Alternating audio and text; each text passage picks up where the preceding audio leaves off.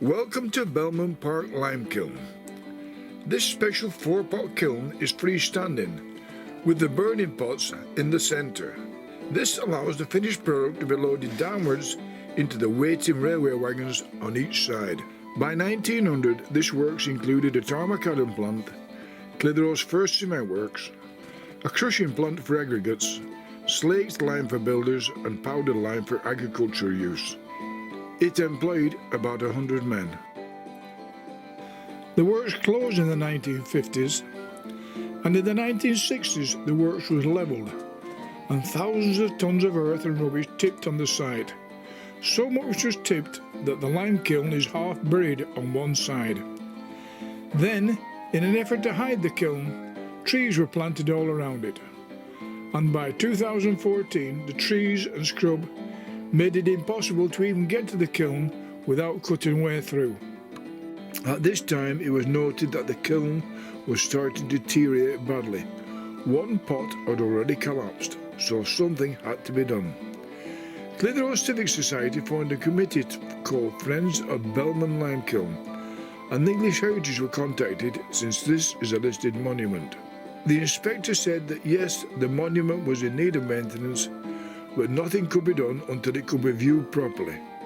This meant a 10-metre clear area all around the kiln. Since Hanson's, who owned the site, wanted nothing to do with it, the work fell to the Lime Kiln Group, and over the next few months, hundreds of trees and shrubs were removed by volunteers.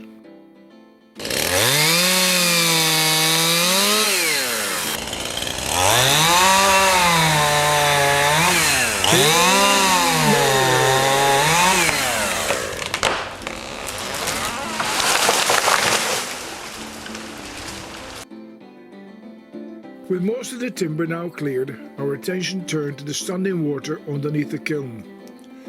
The drains and the ditches needed extensive work to clear them out so that the water table underneath the kiln was reduced.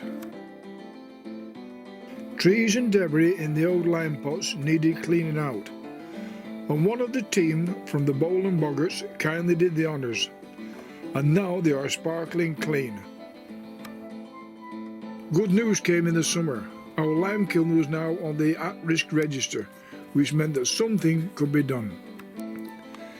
This is how the works looked in the 1930s, a thriving business, and this is how the kiln looks today.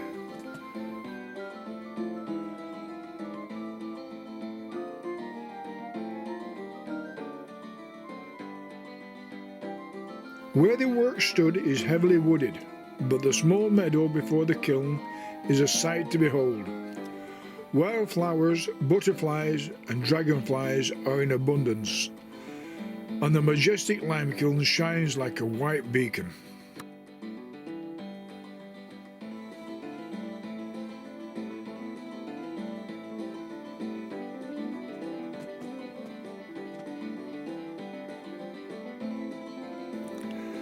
Talks between Hanson's, the site owners, and Heritage England are continuing, and it is hoped that something can be done to stop this monument from falling down.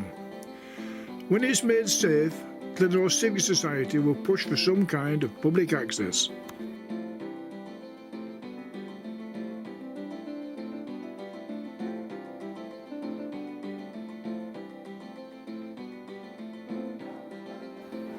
We know that steam trains will never pass through this kiln again, but we hope that something can be done to preserve this mammoth kiln for future generations.